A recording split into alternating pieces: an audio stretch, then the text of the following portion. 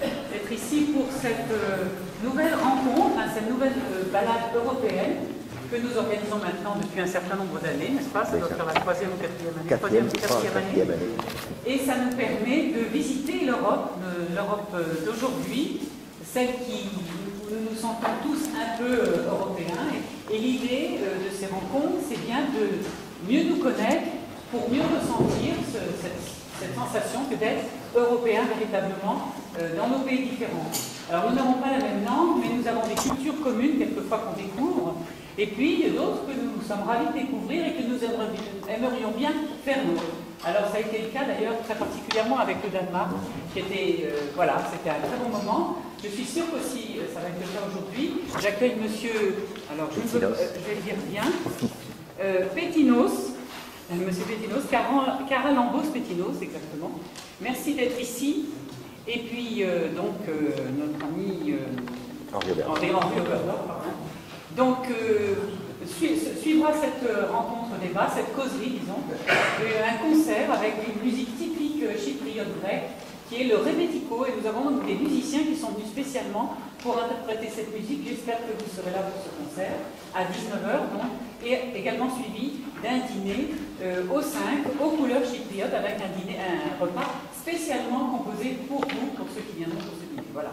Je vous souhaite un très bon moment. Je remercie la présence de Bernard Beto, qui est adjoint à l'Édouanov en charge de l'Europe, justement. Merci d'être ici. Et donc, je vous souhaite une très belle soirée. Merci. Il vient à mon tour de remercier ceux qui sont venus nous rencontrer. Effectivement, nous avons maintenant une longue habitude avec Musée en musique d'avoir un partenariat pour organiser d'abord des conférences, ensuite un moment musical et ensuite un moment gustatif. Et donc c'est très bien. Et à chaque fois, ça change puisque tous les 6 mois, un nouvel État préside en quelque sorte aux destinées de l'Union européenne. Et je crois que c'est la première fois que ça arrive pour Chypre, donc il était intéressant aussi d'avoir, après le Danemark, la manière dont Chypre regarde l'Union européenne, est dans l'Union européenne et participe à cette présidence. Donc merci à M. Petinos d'avoir fait ce chemin. Il est l'auteur de beaucoup de livres, c'est un historien qui est auteur de beaucoup de livres. Parmi les derniers, il y en a un sur la présidence chypriote déjà et la question turque. Et d'ailleurs, après la conférence, il dédicacera son livre à la sortie pour ceux qui souhaitent avoir ce livre. Donc il est tout à fait habilité à évoquer cette question chypriote. Je cède la parole. Une fois qu'il est intervenu, on pourra avoir bien sûr un échange, débat et discussion sur ces sujets. Merci aussi à M. l'adjoint au maire d'être parmi nous. Il vient d'ailleurs très, très régulièrement et très fidèlement. Ça me fait plaisir d'être avec vous parce que je crois que la salle comporte des jeunes et des moins jeunes, Absolument. Dont le président Kermon, tout à fait, qui est là et qui nous fait toujours le plaisir et l'honneur d'être présent dans cette salle. Le président Kermon qui a œuvré énormément pour l'Europe et c'était l'occasion pour nous, Henri aussi, de le saluer. Bien sûr, bien sûr. Vraiment très, très, très gentil. Nous avons des relations très suivies, le professeur Kermon, sur les questions européennes. Merci aussi à son épouse d'être là, puisque je vois qu'ils viennent en couple. Alors, je vous cède la parole et puis ensuite nous dialoguons. Peut-être que vous avez une micro. Je vous remercie de cette présentation très flatteuse.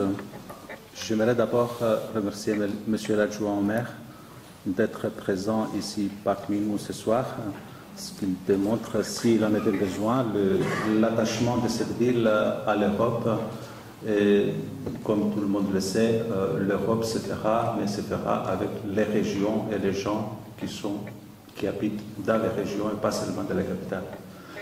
Je remercie également Monsieur le Président de l'UPEG de l'occasion qu'il m'offre d'être ici, dans cette ville, ce soir, ainsi que Madame la Présidente du musée, avec qui j'ai eu le premier contact en présence de l'ambassadeur il y a déjà quelques mois.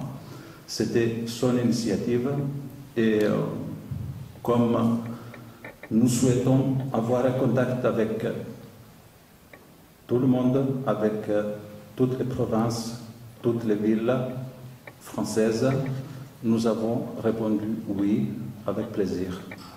Et merci à vous tous d'être ici ce soir. Donc, je vais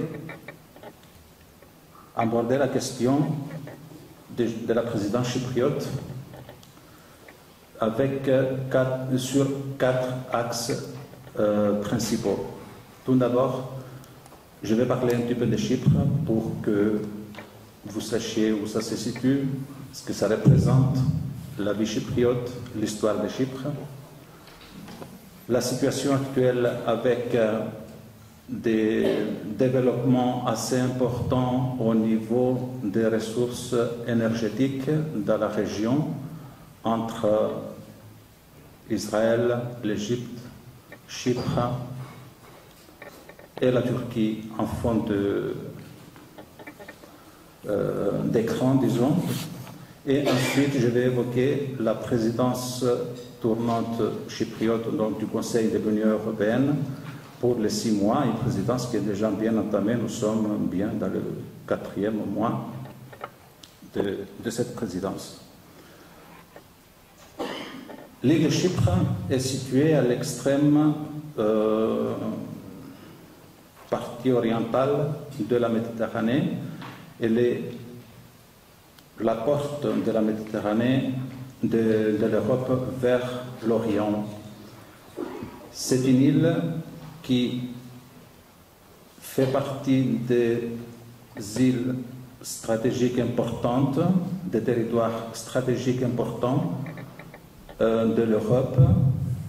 Elle est juste un petit peu plus grande au niveau de la taille que la Corse et la Crète, mais bien plus petite évidemment que la Sardaigne et la Sicile. C'est la 3e île par la superficie de la Méditerranée. Elle est située dans un bassin qui a une histoire troublée, une histoire intéressante, mais une histoire tourmentée qui continue jusqu'à aujourd'hui à être au centre des préoccupations, pas seulement des Chypriotes, mais du monde entier et de l'Europe en particulier. Donc, avec les chiffres que je donne sur la diapositive, vous voyez que Chypre est à seulement 75 km de la Turquie, une centaine de kilomètres de la Syrie. Avec tout ce qui se passe dans la région actuellement, vous imaginez comment les Chypriotes envisagent toutes les questions.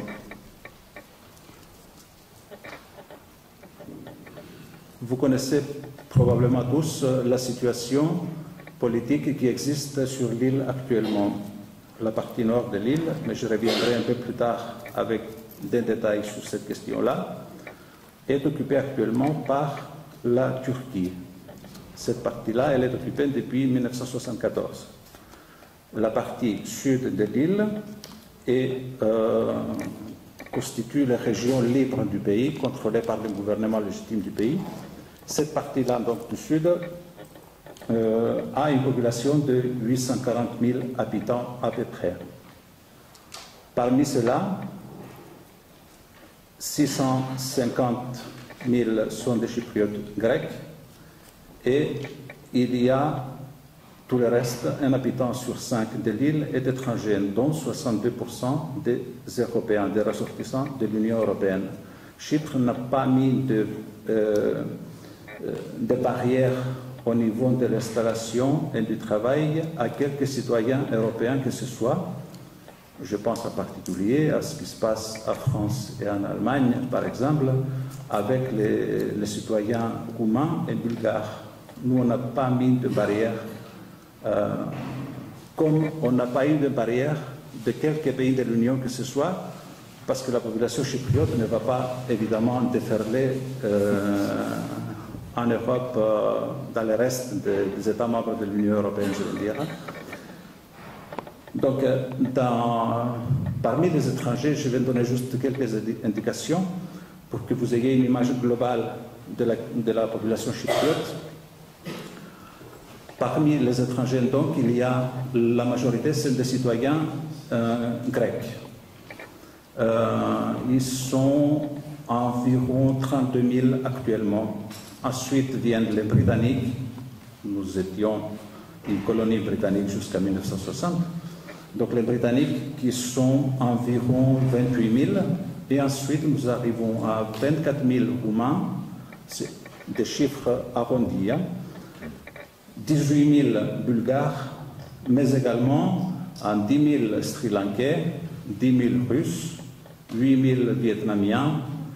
C'est des extracommunautaires, ceux-là, comme on les appelle. Il y a autant... La présence de ces communautés-là s'explique assez facilement par la sociologie chypriote et la situation économique chypriote. Tous les ressortissants vietnamiens, sri lankais, philippins, qui sont environ 7000, c'est souvent des gens qui s'occupent des personnes âgées ou des femmes de ménage, le plus souvent, tandis que les citoyens d'origine russe ou ukrainienne sont des gens qui sont installés à Chypre et qui travaillent à partir de Chypre en direction du monde entier ou en direction de Chypre en soi. Depuis l'adhésion, une petite parenthèse, depuis l'adhésion de Chypre à l'Union européenne, ce qu'on appelait le secteur offshore a continué à exister, mais les taxes et les impôts sur les sociétés travaillant en offshore sont restés très bas, dans la mesure où nous avons augmenté un petit peu les taxes sur le secteur offshore et en même temps nous avons rabaissé toutes les taxes qui concernaient le secteur onshore, qui travaillait sur l'île, à l'intérieur de l'île, pour qu'il n'y ait qu'un seul taux d'imposition, 10%. L'Union européenne et les règles communautaires, l'acquis communautaire permet cela. Nous avons imité en fait en cela très fortement l'Irlande qui est à 12%. Nous ne voulions en aucun cas perdre tout le secteur offshore qui travaillait à partir de Chypre parce que ça représente énormément de main-d'œuvre très qualifiée et ça représente énormément d'entrées d'argent à Chypre et d'activités sur l'île. Nous sommes parmi les premiers investisseurs officiellement en tant qu'État chypriote, investisseurs en Russie. Ce n'est pas souvent, ce n'est jamais, disons. Non, le plus souvent, c'est des capitaux russes qui travaillent à partir de Chypre. Comme on a signé une convention pour éviter la double taxation avec la Russie, ils peuvent travailler avec la Russie et être imposés à Chypre.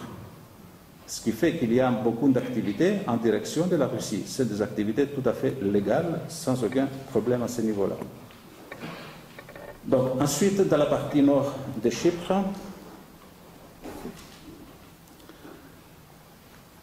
nous avons une population qui fluctue suivant les sources.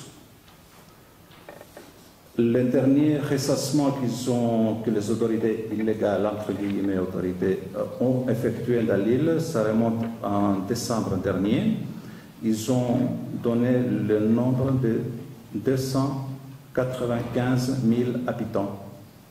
Même les Chypriotes turcs se sont soulevés contre ces chiffres parce qu'ils considèrent que c'est des chiffres qui sont faussés. Ils ont compté 1 sur 3 environ. C'est ce qu'ils disent les Chypriotes turcs. Nous estimons qu'il y a dans cette partie-là de l'île 300 000 colons turcs amenés par la Turquie depuis 1974 dans l'objectif de modifier la structure démographique du pays et de maintenir le statu quo de division. Et il y a actuellement environ 80 000 Chypriotes turcs. Les Chypriotes turcs sont devenus minoritaires par rapport aux colons. Ils étaient minoritaires par rapport aux Chypriotes grecs auparavant, 18% de la population. Mais là, je vais revenir là-dessus. Pour donner quelques indications à ce niveau-là, le président du secteur hospitalier chypriote turc, président entre guillemets toujours, parce que nous ne reconnaissons pas d'autorité dans la partie européenne de l'île, a la semaine dernière déclaré à la presse qu'il y a 10 ans, les hôpitaux chypriotes turcs avaient soigné 100 000 malades. pour une population officiellement de 220 000 habitants. L'année dernière, ils ont soigné 700 000 malades pour une population officiellement de 295 000 habitants. Cherchez l'erreur. De la même manière, le président de l'association des boulangers de la partie occupée de Chypre a déclaré, ils nous disent, donc les gouvernants, que nous sommes moins de 300 000, mais je peux vous garantir que nous consommons du pain comme si on était 600 000. Et nous savons déjà qu'il y a 2 sociétés de téléphonie mobile dans la partie occupée de Chypre. L'une est là 420 000 adhérents abonnés et l'autre 220 000. Comment trouver une... sans oublier évidemment les 45 000 soldats turcs qui sont toujours sur l'île depuis 1974. Donc, le caractère de Chypre, ça je ne vais pas reprendre de cette manière-là. Le caractère de Chypre est principalement, majoritairement grec depuis la venue des Mycéniens et des Achéens à partir du 2e millénaire avant Jésus-Christ. Il y a eu beaucoup d'occupants, tous les puissants, tous les empires puissants de la Méditerranée sont passés par Chypre, avec un épisode assez important de présence française à Chypre. Pendant 3 siècles, au Moyen Âge, entre 1192 et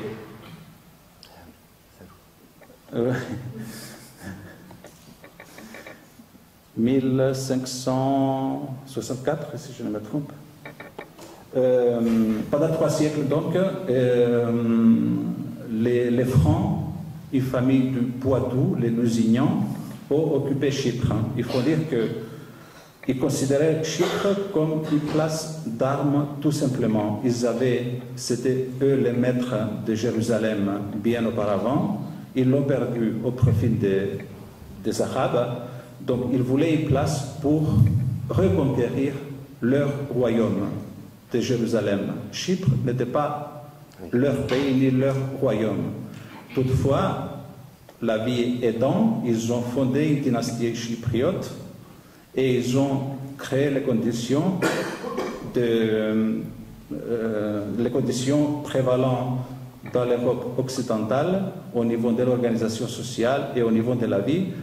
Ils l'ont organisé de la manière que la France fonctionnait à cette époque-là. D'ailleurs, on a encore beaucoup de mots venant du français qui sont passés dans le dialecte chypriote, c'est du grec, la langue des chypriotes grecs, mais avec un accent et des mots venant de tous les envahisseurs, y compris italiens, anglais, français, turcs, ottomans, arabes. Donc on a beaucoup de mots venant du français, mais qui ont été précisés par la suite. Juste une petite anecdote. J'ai téléphoné le mois dernier à la mairie de Morphou. Morphou, c'est une ville qui est située en zone occupée, mais toutes les villes en zone occupée ont conservé leur structure municipale dans la partie libre du pays.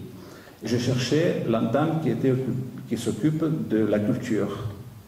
Ils me disent, oui, on va vous mettre en communication. Elle me dit, oui, c'est Madame Pelletier. Je lui dis, Madame Pelletier, mais vous êtes française?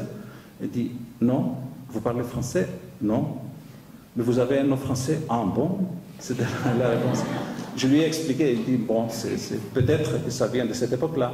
Et il y a des régions à Chypre, au nord surtout de Chypre, où les diminutifs ou les mots, les prénoms de manière amicale ou amoureuse sont à consonance française encore. Ça fait quand même 6 siècles, mais sont encore à consonance française. On ne dit pas Michel en grec, c'est Michalis. Mais on ne dit pas Michalis, on dit Michelis. C'est précisé, mais c'est en base de français. Pour dire que, je vais revenir quand même à mon exposé.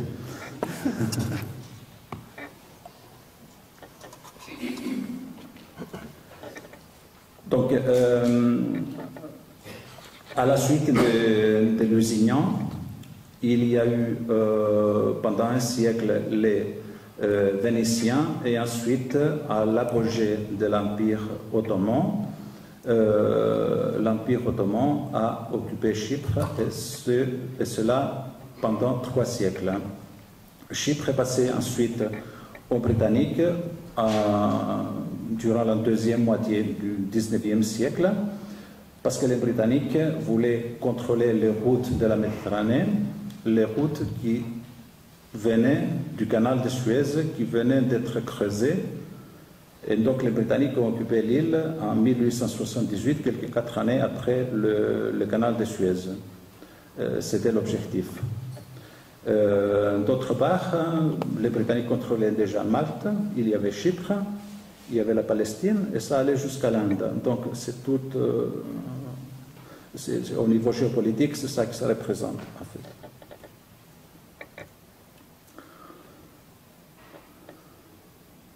Les Britanniques, donc, en contrepartie de la protection qu'ils ont offerte à l'Empire ottoman en 1878, lorsque les Ottomans ont perdu la 3e guerre russo-turque, ils ont demandé de l'aide aux Britanniques. Les Britanniques ont dit « d'accord, mais nous voulons prendre Chypre ». Ils ont occupé Chypre comme si, pas comme si, ils ont pris l'administration de Chypre. Officiellement, l'île restait toujours dans les girons de l'Empire ottoman, mais elle était administrée par les Britanniques. À leur arrivée, les Britanniques ont appliqué les principes qu'ils ont toujours appliqués au niveau de leur colonie, c'est-à-dire utiliser toute l'indifférence qu'il y avait dans la population locale pour pouvoir continuer et poursuivre leur colonisation. En l'occurrence, ils ont créé des institutions coloniales, mais des institutions où l'indifférence entre chypriotes grecs et chypriotes turcs paraissait très clairement. À titre d'exemple, ils ont créé un conseil colonial. Le conseil colonial était composé de 6 chypriotes grecs élus par la communauté chypriote grecque, de 3 chypriotes turcs élus par la communauté chypriote turque, de 3 britanniques. In fine, s'il n'y avait pas de décision lors des séances du conseil, le gouverneur avait les voix prépondérantes. Quand vous faites les calculs, vous trouvez immédiatement pourquoi ça a été fait de cette manière. D'une part, les 6 chypriotes grecs décidaient toujours une chose, de l'autre côté, les Britanniques et les Chypriotes turcs décidaient d'autre chose. Et le gouverneur décidait. Une seule fois, un Chypriote turc a voté avec les Chypriotes grecs. Les Britanniques n'ont pas appliqué la décision et il y a eu des émeutes et les Chypriotes grecs ont brûlé les palais du gouverneur. C'était en 1931. J'ai donné cet exemple-là avec le conseil colonial, juste pour faire la liaison ensuite avec le référendum en 2004, mais vous allez voir un peu plus tard. Donc, au moment où tous les peuples du monde demandaient pratiquement leur indépendance, tous, plus ou moins, Chypre demandait le rattachement. Les Chypriotes grecs demandaient le rattachement de Chypre à la Grèce. C'était tout à fait naturel de demander cela. Mais en contrepartie, les Chypriotes turcs, avec l'appui des Britanniques en sous-main, ont demandé immédiatement la division de l'île en 2 et le partage de l'île entre la Grèce et la Turquie.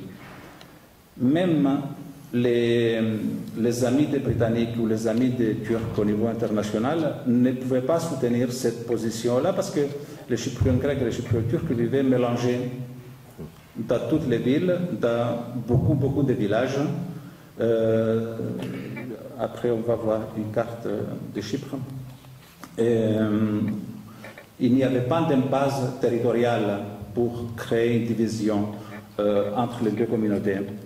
D'ailleurs, le premier rapport des Nations Unies sur la question était très clair. Il disait qu'il n'y avait pas de base pour demander une division de l'île parce que les gens étaient très mélangés un peu partout. D'autre part, La population chypriote turque, elle a été créée, si je puis dire, par un apport de population des autres régions de l'Empire ottoman pendant l'occupation ottomane, mais en même temps, elle a été créée par des conversions. C'est un petit peu comme la Bosnie-Herzégovine actuelle, où c'est des Slaves, des Serbes, des Croates qui ont été islamisés pendant l'Empire ottoman toujours. Donc chez nous, on a même un terme qui indique ces personnes-là islamisées pour éviter de payer des taxes. Dans la mesure où ils étaient musulmans, dans l'Empire ottoman, ils ne payaient pas certaines taxes. Donc on les appelle les Novambaki. C'est un tissu, d'un côté c'est du lin, de l'autre côté c'est du coton. Donc dans la journée, ils se présentaient comme des musulmans, des bons musulmans, pour ne pas payer des taxes, mais dans la nuit, on dit ça, mais c'est la tradition, ils pratiquaient leur foi d'origine. Mais imaginez, 4, 5, pendant 3 siècles, ça fait 12 générations. 12 générations, c'est beaucoup. Les gens perdent ce qui est non officiel, petit à petit, c'est normal, c'est normal. Mais on s'est retrouvé, je fais un petit retour en arrière, on s'est retrouvé au moment de l'indépendance de Chypre, en 1960, après la lutte contre les Britanniques, on s'est retrouvé à compter les deux communautés. Tous ceux qui étaient musulmans, on les a comptés comme des Chypriotes turcs, tous ceux qui étaient chrétiens, on les a comptés comme des Chypriotes grecs. Mais on s'est retrouvé avec beaucoup de Chypriotes turcs qui ne parlaient que le grec. Et il y a même une région au sud-est de Nicosie, la capitale de Chypre, au centre de l'île, qui a demandé à 10 000 personnes, c'était beaucoup à cette époque-là, ils ont demandé à être réintégrés dans l'Église orthodoxe, chose que l'Église orthodoxe a refusée. Je ne fais pas de commentaires là-dessus. Toujours est-il qu'après l'indépendance de Chypre et l'octroi d'une constitution venant du pays colonisateur de la Grèce et de la Turquie, qui sont devenus des pays garants, les 3 pays sont devenus des pays garants de l'indépendance de l'île, nous sommes retrouvés avec un État qui ne pouvait pas fonctionner. Juste des exemples là-dessus. Le président de la République de Chypre, la Constitution de 1960 prévoyait que le président de la République de Chypre serait toujours un chypriote grec, élu par la communauté chypriote grecque. Le vice-président de la République de Chypre serait toujours un chypriote turc, élu par la communauté chypriote turque. Déjà, nous avons 2 collèges électoraux dans un seul pays. Mais, pire encore, chacune des deux têtes de l'exécutif avait le droit de veto sur toutes les questions concernant la politique étrangère, la politique économique et la politique monétaire. Toutes les fois qu'il y avait une décision à prendre, l'autre pouvait dire non, même s'il était vice-président ou l'autre président, ils avaient les mêmes prérogatives. Au niveau du Parlement, c'était la même chose. Le Parlement composé de 50 personnes, 50 députés, était les 35 étaient chypriotes grecs, élus par les chypriotes grecs, les 15 chypriotes turcs, élus par les chypriotes turcs. Pour qu'une décision passe, une loi passe, il fallait une majorité séparée. On s'est retrouvé dans des situations assez ubuesques. En 1963, lors du vote des budgets municipaux, les 35 chypriotes grecs ont voté pour. 7 chypriotes turcs ont voté pour et 8 ont voté contre. On était à 42 pour et 8 contre, les lois ne passaient pas. Alors, le président de l'époque, Monseigneur Makarios, qui est plus connu que Chypre, très probablement, a proposé le changement de quelques points de la Constitution pour la rendre fonctionnelle, mais ces points-là ont été immédiatement rejetés par la Turquie avant qu'ils soient rejetés par les Chypriotes turcs, chose qu'ils ont fait ensuite, évidemment. Et la Turquie a menacé d'envahir Chypre, 63-64, et elle a commencé à bombarder déjà. Mais les États-Unis sont intervenus dans la mesure où ils ne voulaient pas avoir sur le flanc sud européen 2 alliés en guerre. On était en pleine période de guerre froide. Donc la Grèce et la Turquie ne pouvaient pas être en guerre suivant les volontés des États-Unis. Donc ils sont intervenus, ils ont empêché les Turcs de le faire. En 1974, toutefois, les conditions étaient légèrement changées et prétextant un coup d'État fomenté par la junte militaire grecque au pouvoir à Athènes, la Turquie a envahi l'île. La Turquie, comme la Grèce et la Grande-Bretagne, je l'ai dit tout à l'heure, sont des pays garants de l'indépendance, de l'intégrité territoriale et de la souveraineté de Chypre. La Turquie a invoqué ces traités-là pour envahir l'île et rétablir le gouvernement qui était chassé par les putschistes. Au lieu de rétablir l'ordre constitutionnel, elle a cessé de reconnaître Chypre et elle a reconnu, une dizaine d'années plus tard, en 1983, un État indépendant dans la partie qu'elle occupe, un État qu'elle a créé et elle l'a reconnu comme étant un État indépendant. Donc,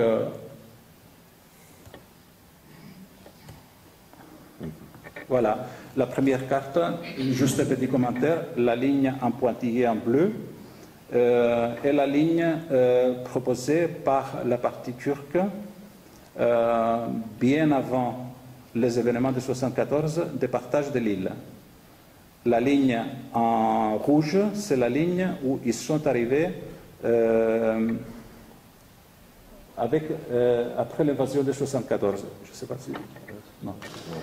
Donc, vous voyez une petite pointe comme ça, parce qu'il y a un très gros village chypriote turc là, et ils l'ont englobé dans la partie nord, la partie occupée. Tous les traits, ici et là, en noir, c'est les deux bases britanniques. La Grande-Bretagne a conservé deux bases militaires à Chypre, à usage militaire uniquement, et ça représente quand même 2,7% du territoire de l'île. La carte suivante, c'est la carte qui est faite par le ministère des Affaires étrangères français, où ça montre exactement la ligne de démarcation, comment elle est, les bases militaires. Nicosie, la capitale au milieu, c'est la seule ville et la seule capitale européenne qui est divisée encore. Donc, des colons, on a parlé tout à l'heure. On doit terminer à 6h30, c'est ça? J'ai encore 10 minutes. Il y a un peu de questions. J'ai encore 10 minutes. Oui. Surtout la présidence aussi. Oui, voilà. Juste des mots sur les gaz naturels et ensuite la présidence.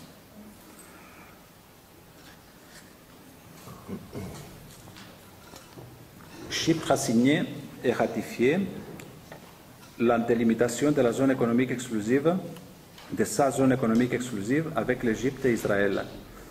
Nous avons signé également avec le Liban, mais nous n'avons pas ratifié avec le Liban encore. Nous étions en discussion avec la Syrie. La situation en Syrie actuellement ne s'y prête pas tellement. La Turquie n'en parle pas et avec la Grèce, on n'a pas encore entamé les négociations parce qu'il y a d'autres problèmes entre la Turquie et la Grèce qui doivent être résolus entre-temps, très probablement. Donc, lorsque nous avons signé de limiter la zone économique exclusive avec...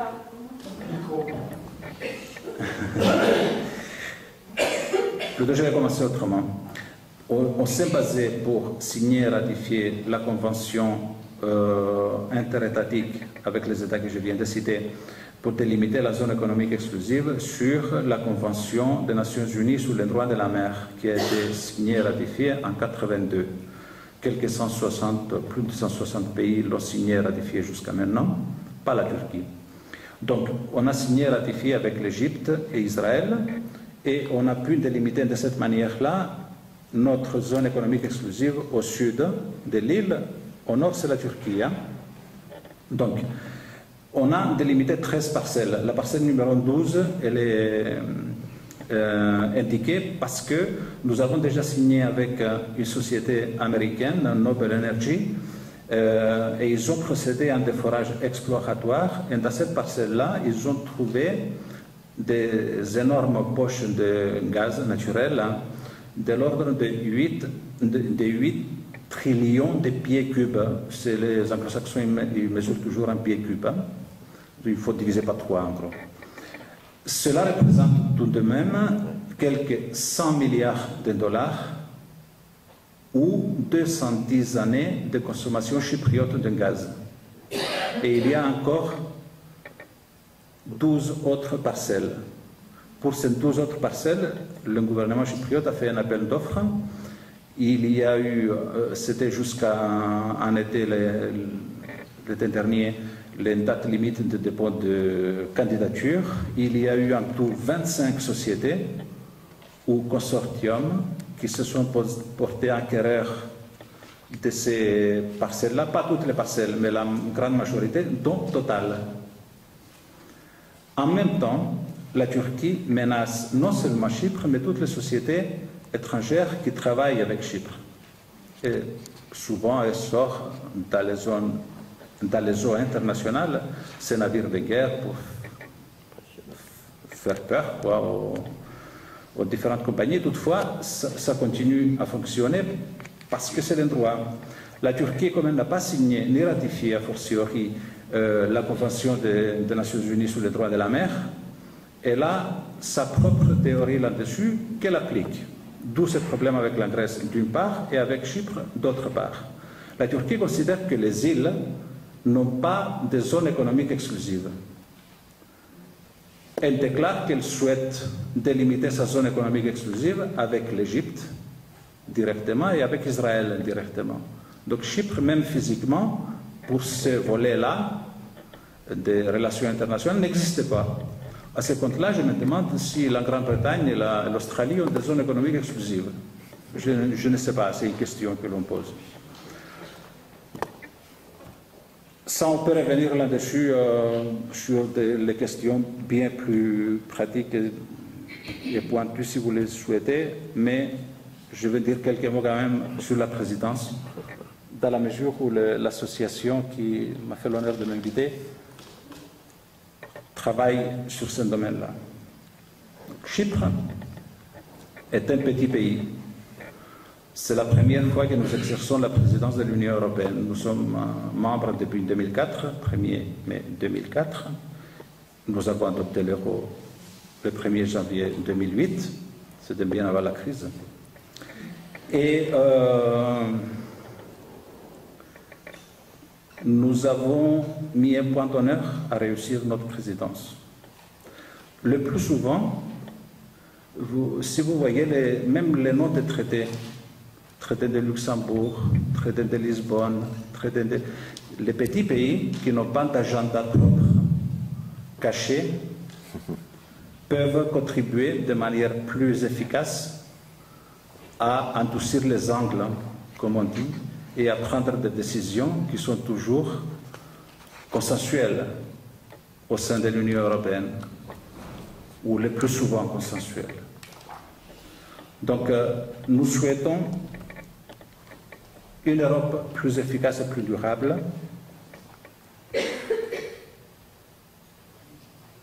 une Europe avec une économie plus performante et basée sur la croissance. La crise, elle est là. Nous sommes présidents du Conseil de l'Union européenne en pleine crise, mais le gouvernement chypriote, et là-dessus il y a pas mal d'autres gouvernements de l'Union européenne, considèrent que seule la rigueur ne peut pas amener une sortie de crise. Il faut de la croissance parallèlement et des investissements. Toutefois, pour que l'Europe puisse avancer, nous pensons que nous devons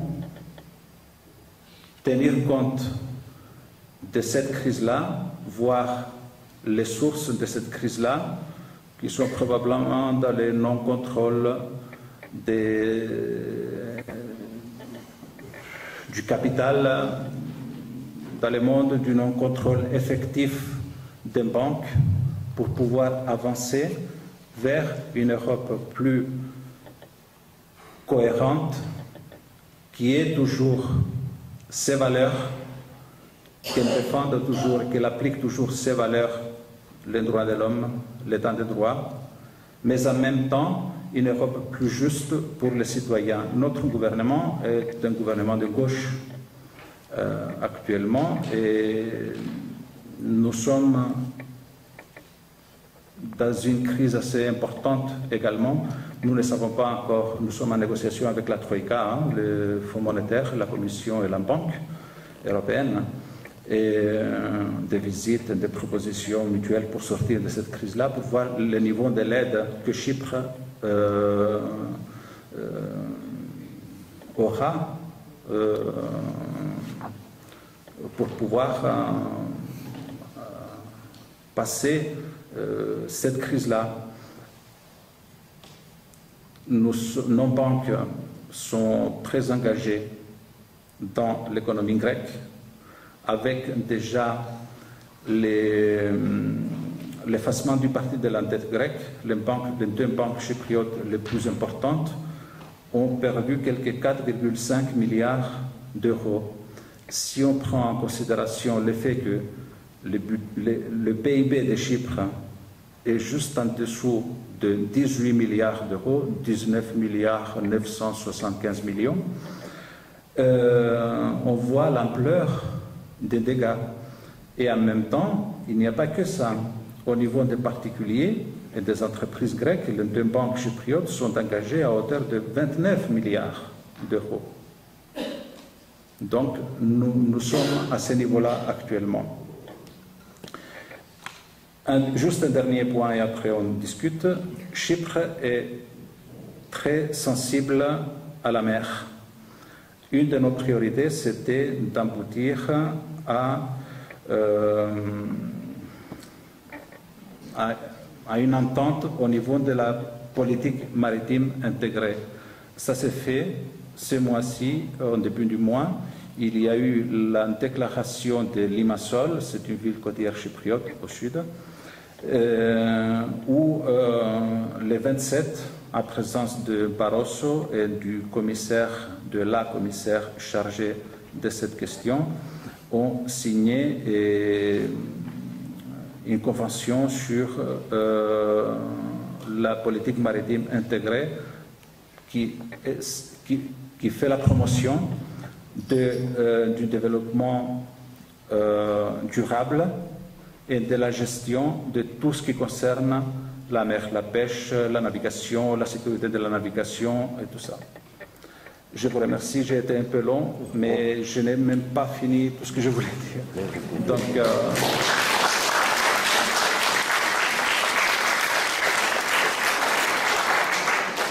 merci beaucoup. Il va y avoir sûrement des questions sur le public est venu pour s'informer, j'imagine, quelles que soient les générations.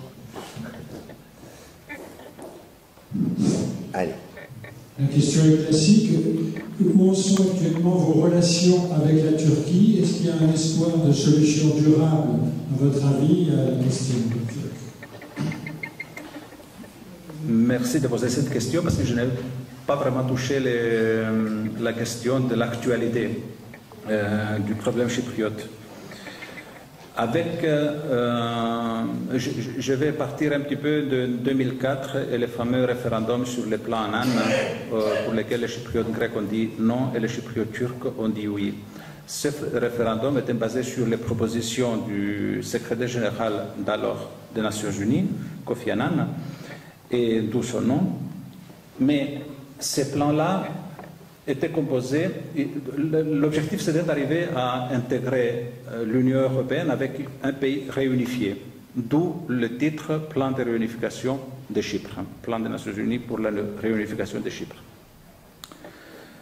Ce plan-là a été finalisé le 28 février 2004.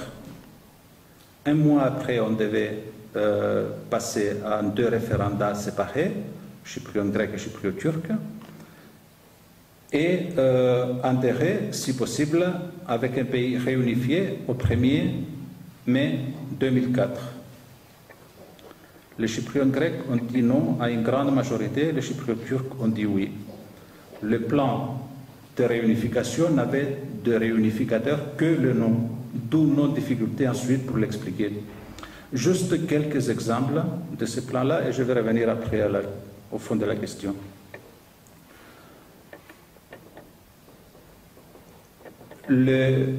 Déjà, les collèges électoraux sont séparés, mais la partie occupée de Chypre, on a dit tout à l'heure combien de colons il y en avait, la grande majorité des colons ont la citoyenneté, entre guillemets, chypriote turque, donc ils votent également pour tout ce qui est élection, entre guillemets toujours, concernant cette partie de l'île. Donc la volonté des chypriotes turcs est déjà biaisée. Et passons outre. Le plan prévoyait la création d'un conseil présidentiel. Vous vous rappelez tout à l'heure ce que je dis du conseil colonial. Ce conseil présidentiel serait composé de 6 personnes, 4 chypriotes grecs, 2 chypriotes turcs. Pour qu'une décision soit prise, il fallait au moins une voix de l'autre parti, une voix de l'autre communauté. Ça me rappelle le veto.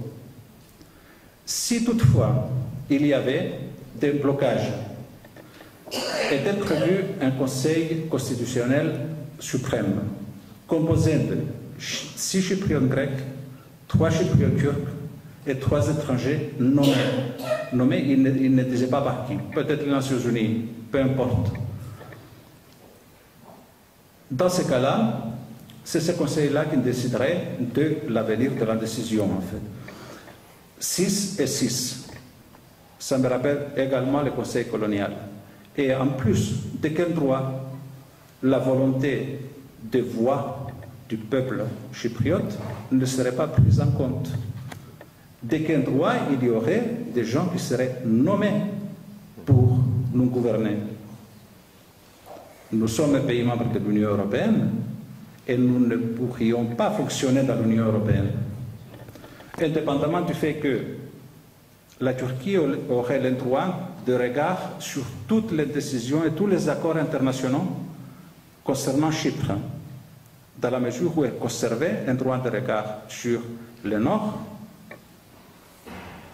Les Chypriotes grecs ne pourraient pas retourner tous dans leur maison au Nord. Il y a quand même 200 000 réfugiés chypriotes grecs, nettoyage ethnique, hein, c'était à cette époque-là. Plus tard, ça a été nommé avec la Yougoslavie. Mais imaginez un seul instant. Je suis citoyen européen, d'origine chypriote. Vous êtes citoyen français ou autre, européen, d'origine française. Mais nous sommes européens tous. Nous avons tous les mêmes droits. Vous, en tant qu'Européen, vous pourriez aller vous installer et travailler dans la partie nord de Chypre, prévue par le plan Annan.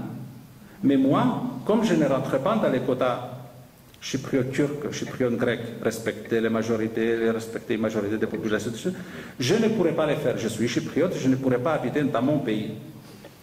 C'était à ce point-là. D'autre part, les propriétés des chypriotes grecs laissées dans le nord, parce qu'ils ont été chassés, seraient en majorité laissées à l'occupant actuel si il y avait un apport de plus-value plus important que la valeur d'origine de 1974. Ce qui fait qu'à l'espace de mois, ils ont importé du matériau de construction et des ouvriers de Turquie, mais pour construire des villes entières, et ils ont mis partout des fondations. Donc tout ce qui était propriété chypriote grecque, dans sa majorité énorme, resterait aux mains de nouveaux occupants et les chypriotes grecs seraient indemnisés par probablement l'État chypriote. Donc on aurait indemnisé nos ressortissants pour laisser aux chypriotes turcs leur propriété. Imaginez la situation qui est créée. Ça, c'est quelques exemples. Indépendamment du fait que le plan avec les annexes était composé de 9900 pages. 9900 pages que les gens devaient lire et décider dessus. Ma mère, elle n'a jamais été à l'école. Elle ne sait pas lire ni écrire, a fortiori pas l'anglais. Comment elle aurait pu les lire? Moi, c'est mon travail de les faire, je n'ai pas tout lu. 10 000 pages, vous imaginez 10 000 pages de textes juridiques. Et il fallait décider en un mois. Mais ça, je voulais faire une petite boutade au niveau du référendum en France avec le traité constitutionnel. C'est beaucoup moins volumineux. Bien sûr. Bon, c'était tout autant compliqué. Ce n'est pas contre l'Europe que je l'ai dit. Hein. D'accord. C'est contre les... Non, mais peu importe. Oui. C'est pas aussi volumineux. Mais je vais revenir quand même à la question. Est-ce qu'on peut en sortir? Parce qu'il peut y avoir un débouché positif, parce que ça a l'air tellement compliqué. La situation actuelle ne le permet pas, ne permet aucun espoir. Il y a eu des négociations entamées après le plan Annan, donc avec le nouveau gouvernement chypriote et le nouveau président qui est de gauche, et en même temps il y avait le leader de la communauté chypriote turque qui est du même port politique. Ils disent communiste, mais c'est une social-démocratie, hein, ce n'est pas quelque chose de... ce n'est pas des partis comme on l'entend stalinien, quoi, je veux dire. Donc, ils ont entamé une procédure qui a duré pendant pratiquement 3 ans. Ils se sont entendus sur beaucoup de choses, y compris les questions du territoire, parce qu'ils occupent les 37% du territoire et ils ne sont actuellement que 10%, mais admettons qu'ils étaient 18 au moment où ça s'est passé, donc ça ne se justifiait pas, y compris sur la gouvernance interne. Il y avait beaucoup de discussions, y compris sur des votes croisés pour créer un seul collège électoral où que les deux communautés soient impliquées des deux côtés. Mais entre-temps, il y avait des élections, entre guillemets, au nord. Et les élections ont été gagnées par un nationaliste pur et dur, M. Eroglu, qui est actuellement le président de la République du Nord de Chypre, donc le représentant de la communauté chypriote turque, aux négociations sous l'égide des Nations Unies.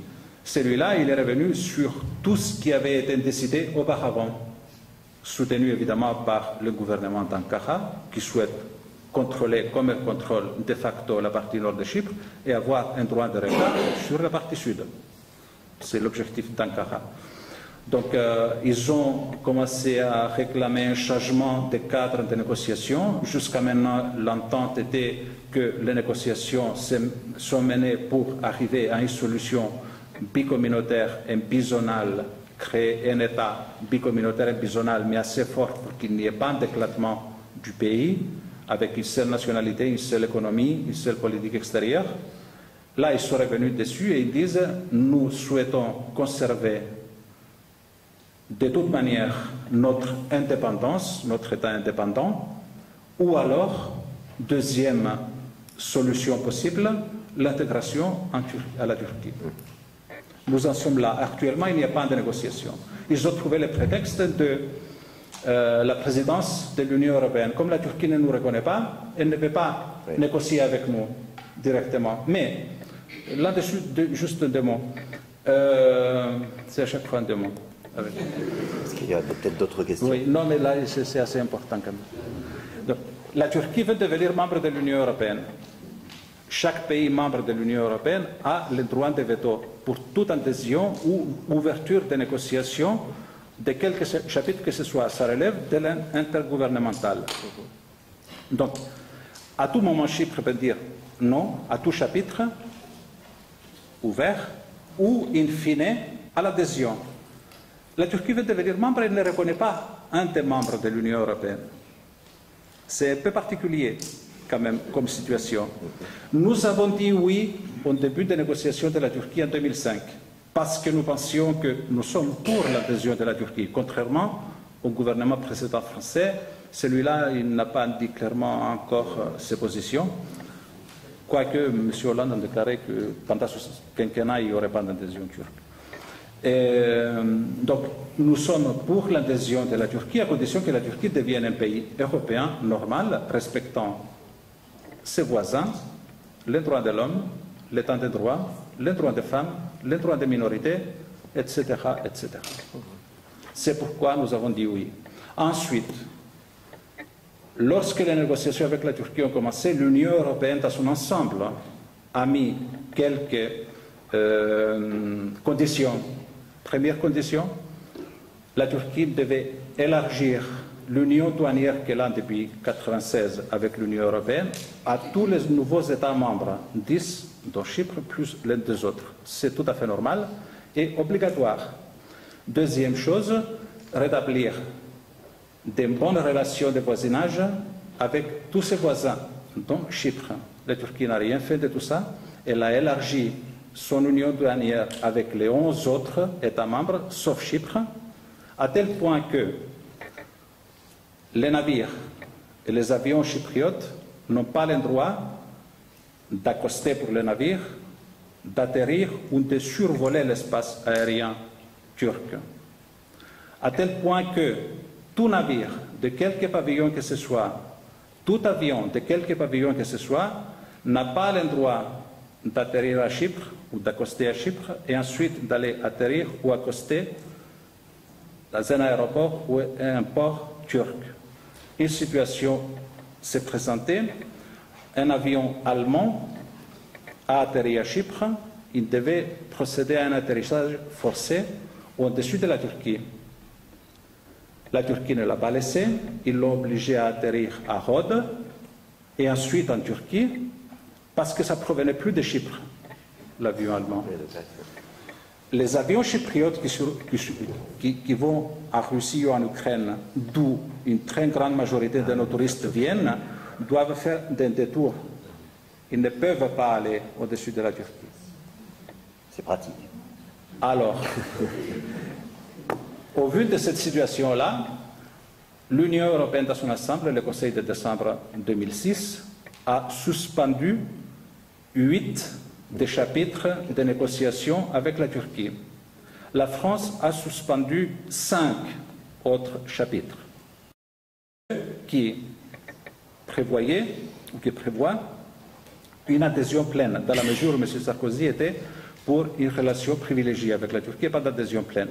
Chypre a suspendu, et bloqué, plutôt pas suspendu, a bloqué le chapitre sur l'énergie, la libre circulation, parce qu'il ne nous l'applique pas. Nous nous trouvons actuellement dans une situation de blocage total. Il y a eu jusqu'à là 13 chapitres d'ouverts sur les 35 que comporte l'acquis communautaire. Il y en a 18 qui sont bloqués et les 3 autres qui restent, la Turquie n'est pas prête. Voilà où nous en sommes. Il n'y a qu'un seul chapitre qui a été fermé provisoirement, ça concerne l'enseignement seulement. Voilà. Autre question? Oui. Oui. Non, en fait, il vient d'y répondre concernant la Turquie. Il faut dire vite, vous êtes un peu un dégât collatéral de l'adhésion de la Turquie à l'Europe, c'est-à-dire que forcément, quand la Turquie respectera les conditions d'adhésion à l'Europe, elle sera obligée d'accepter la réunification et les conditions totales de Chypre telles que vous les souhaitez. Pas les conditions totales de Chypre, ce sont les conditions maintenant de l'Union européenne. L'Union européenne a posé des conditions. Chypre, c'est évident, a des priorités, a un avis sur la question, mais ça ne concerne plus Chypre seulement. La totalité. C'est l'ensemble de l'Union européenne. On a l'impression que la Turquie se trouve face... La Turquie, je commence autrement, la Turquie a une civilisation importante également avec l'Empire ottoman. Personne ne le nie. Mais nous aussi également, on a une civilisation importante. Comme la France, elle a une civilisation importante, que je considère comme une suite à la mienne, d'ailleurs, avec la Renaissance. C'est tout à fait normal. Mais ça ne veut pas dire que, puisqu'on est fier de nos origines, on va imposer quoi que ce soit aux autres. Respectons chaque civilisation. Respectons toutes les civilisations. Et en même temps, la Turquie donne l'impression de se trouver devant un bazar anatolien. Ça me plaît, je le prends. C'est bon, je le prends. Ça ne me plaît pas, je ne le prends pas. J'ai parlé tout à l'heure de la Convention sur le droit de la mer. Je n'ai pas été très loin, j'ai juste effleuré les questions. Elle fait partie de l'acquis communautaire, cette convention. L'acquis communautaire n'est pas négociable, il est adoptable uniquement. L'État doit l'accepter comme il est au moment où il adhère, même avec ses évolutions, une fois que ces négociations ont été entamées. Donc, il n'est pas question de négocier ça. Mais on a l'impression que la Turquie dit « ça c'est bien, je le veux bien, mais ça non, c'est pas bien, je ne le veux plus ». il n'est plus si sûr que ça que la Turquie ait envie de rentrer dans l'Union non plus. Hein. C'est plus si sûr que ça. Les problèmes, oui, je suis d'accord avec cette... mais il ne faut pas rejeter sur les Européens l'effet. Moi, j'avais une question justement par rapport à votre explication très complexe de Chypre, de la situation de Chypre. Par rapport à l'Union européenne, la partie turque, elle est vraiment en dehors, hein? Non. Ou pas? C'est assez particulier. Ça qui me paraît au moment, chaque pays, au moment où ça... vous voyez, c'est tout ça que je voulais dire, mais je n'avais pas assez de temps. C'est bien, il y a des questions, c'est fait pour ça. Non, ça c'est vraiment très important. Vous avez raison de l'évoquer. Chaque pays, au moment où il intègre l'Union européenne, signe un traité d'adhésion. Chaque traité d'adhésion est particulier au pays.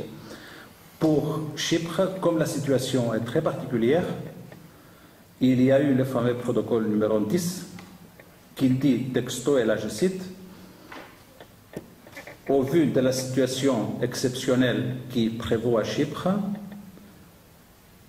bien que l'ensemble de l'île de Chypre, l'ensemble de la République de Chypre et l'ensemble de son peuple deviennent membres de l'Union européenne, l'acquis communautaire est suspendu d'application de la partie nord de l'île. Donc, juridiquement, l'ensemble de l'île est membre de l'Union européenne. Il n'y a que l'acquis communautaire qui n'est pas appliqué au nord. Mais le nord est membre de l'Union européenne. Et pour aller un peu plus loin, la Turquie actuellement occupe une partie du territoire de l'Union européenne. Suivant le texte, ça aboutit à ça. Il y a eu, depuis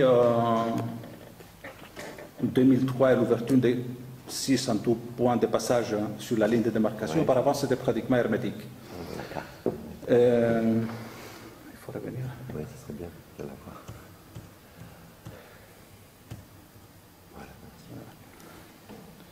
Donc,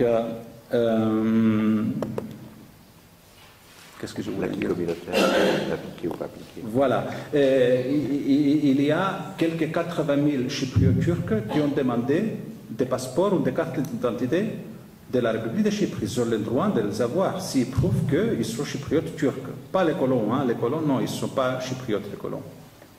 Donc, comme ils ne sont pas empêchés de circuler ou de travailler dans l'Union européenne, ils peuvent avoir des papiers et aller travailler. Il y en a qui travaillent en France, en Angleterre, beaucoup plus, ainsi de suite. Et en même temps, l'ouverture de ce point de passage a permis aux Chypriotes turcs de venir travailler au sud. Il y en a 10 000 environ qui viennent chaque jour travailler au sud et après ils vont dans le nord. Ils gagnent bien leur vie au sud, beaucoup mieux que dans le nord. Même si actuellement on a un chômage assez important, on est passé ça c'est une petite parenthèse, on est passé du plein emploi, du manque de main-d'œuvre il y a 3 ans, on importait de la main-d'œuvre il y a 3 ans, à 11% des chômeurs. Ça ne fait que 38 000 personnes, mais sur une population de 840 000 et une population qui travaille de 410 000 environ en âge de travailler. Donc l'ensemble de l'île est membre de l'Union européenne. L'acquis communautaire est appliqué uniquement au sud et pas au nord de l'île. Mais tous les Chypriotes turcs sont européens comme moi. Oui. Je vais vous poser une question un petit peu différente par rapport aux politiques culturelles qui sont pratiquées à Chypre. Quelles particularités elles ont? Quels sont les domaines qui sont privilégiés? Quels sont les domaines privilégiés? Au niveau de la culture, c'est comme partout dans toute l'Union européenne, nous avons une création chypriote assez importante, mais pas dans tous les domaines. Le domaine du cinéma, par exemple, tous les Chypriotes travaillent qui sont bons, disons, ils travaillent en Grèce. Parce que l'espace chypriote est trop petit. Mais sinon, il n'y a pas une particularité à dire, quoi. Sauf que, mais je vais revenir encore à la politique, hein, je n'aimerais pas repasser sur autre chose. Dans la partie nord, tout ce qui rappelle la Grèce, la chrétienté, la culture grecque est détruit ou abîmé ou détourné. Mais sinon, je n'ai pas quelque chose de particulier à dire sur la culture chypriote, la création culturelle chypriote. Une question, l'un l'autre, peut-être Bonjour. Au mois de juillet, il me semble, mais je ne sais pas si vous pouviez confirmer ou pas, la Russie confirmait de son côté que la Chypre avait éventuellement fait une demande de fonds, justement. Il faut savoir où est-ce que ça en était aujourd'hui, et si selon vous, si c'est avéré, ça ne fait pas un peu, comment dire, désordre en tant que membre du Conseil de l'Union européenne. Oui, c'est la question qui est souvent posée. Chypre, ce n'est secret pour personne. Au moment où nous avons eu beaucoup de problèmes de trouver des fonds, d'emprunter de l'argent sur les marchés libres, a demandé, pas seulement à la Russie, mais à la Chine également, les chiffres qui ont circulé, c'est 5 milliards à chacun, quitte à, une fois acquis le premier prêt, arrêter l'autre. Parce qu'on ne sait pas exactement de combien on a besoin actuellement. Ça va de 5. Il y en a qui ont donné le chiffre de 13 milliards. 13 milliards, c'est quand même pratiquement le PIB de Chypre, c'est énorme. Hein. Je veux dire, on aura un endettement qui va frôler les 200%. Et nous avons effectivement demandé un prêt auprès de la Russie, probablement 5 milliards. Nous avons déjà eu, il y a 2 ans et demi, un prêt auprès de la Russie de 2,5 milliards d'euros. Hein. Aucune loi, aucun acquis communautaire, si je puis dire, ne l'empêche. De toute manière, même avec la crise de l'euro, même avec le chômage, les Chypriotes n'ont jamais considéré de manière négative leur adhésion à l'Union européenne. Le principal bénéfice, mais je vais revenir à la question économique, le principal bénéfice, c'est que ça assoit l'identité étatique de Chypre. Ça confirme l'identité étatique de Chypre parce que quelque part, elle est malmenée par un grand pays voisin, ne serait-ce que par celui-là. Donc, au niveau de l'emprunt demandé à la Russie et à la Chine, nous n'avons pas de nouvelles. Il y a des informations qui ont circulé comme quoi, mais ça se discute dans un comité très fermé, hein, à mon niveau ce n'est pas le cas, qui ont circulé comme quoi si emprunt il y avait, il serait dans le cadre de la Troïka, de la même manière que, donc ça compléterait l'emprunt contracté auprès de la Troïka, Fonds monétaire, banque et commission. Et nous en sommes là. Il n'y a aucune finalisation qui ait été faite encore. Mais ce n'est secret pour personne. L'objectif, il est très simple. Nous ne voulons pas des règles imposées par la Troïka à la Grèce. Nous ne voulons pas arriver à une récession comme en Grèce. Donc si on peut éviter ça en empruntant ailleurs qu'auprès de la Troïka, on le fera. C'est aussi simple que ça. Imaginez la Grèce actuellement, elle a perdu en 4 ans le quart de son PIB, le quart. Et il y a 25,5% de Grecs qui sont au chômage. Nous ne voulons pas arriver à ça. C'est pour ça qu'on négocie, on fait des contre-propositions aux propositions de la Troïka. Par exemple, juste quelque chose de très concret, la Troïka prévoit, les fonctionnaires à Chypre, ils ont un 13e mois. Hein. La Troïka prévoit de faire 120 millions d'euros d'économie pour cette année 2012 en supprimant le 13e mois. Imaginez ce qui va se passer sur les marchés européens, chypriotes, intérieurs.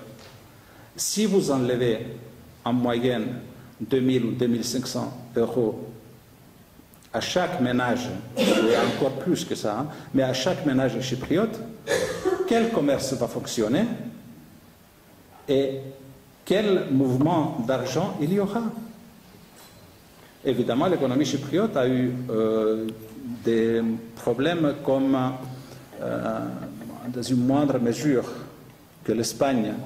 On a construit beaucoup parce que ça se vendait très bien, mais à un moment donné, ça s'est arrêté comme ça s'est arrêté en Espagne. On s'est retrouvé, il y a beaucoup de sociétés qui se sont retrouvées avec beaucoup de biens entre les mains, invendables, pratiquement. C'est mon cas aussi. Hein. Non. J'ai un petit terrain qui a perdu le tiers de sa valeur en l'espace de 2 ans. Une autre question, peut-être, non?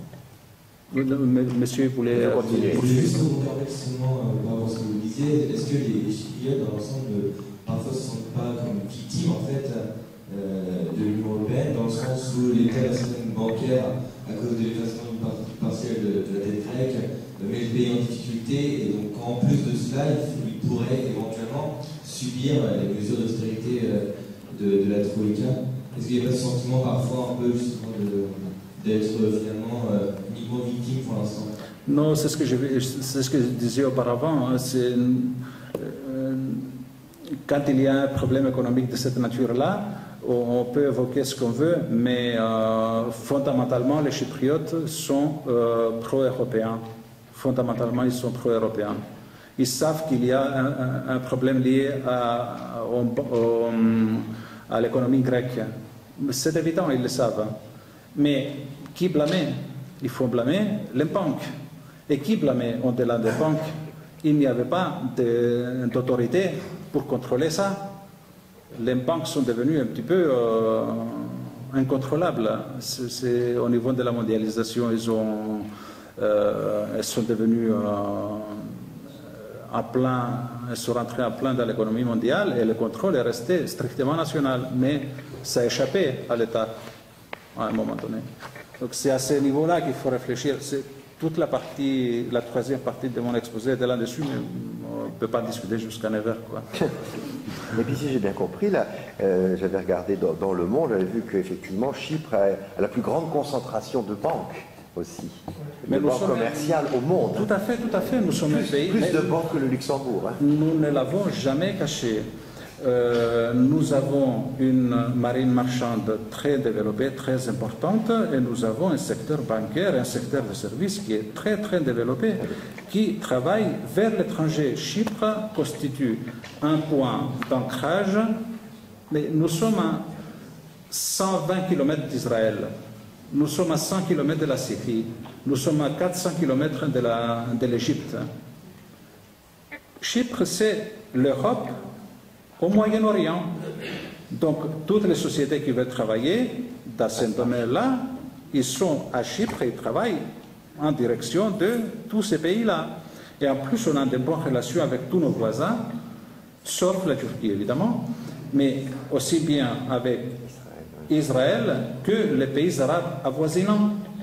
Nous n'avons jamais eu de problème avec eux. Et avec Israël, en plus, on coopère de plus en plus au niveau du gaz naturel. On n'a pas en développé énormément, mais la parcelle numéro 12 chypriote, c'est où la parcelle numéro 12 est juste la parcelle...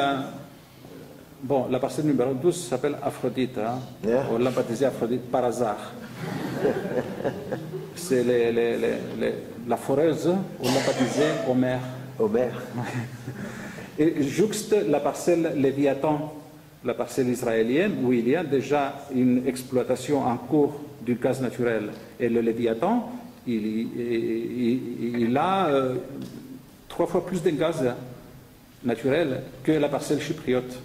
Et en plus, la parcelle chypriote, vous savez, les poches d'un gaz sous-marin,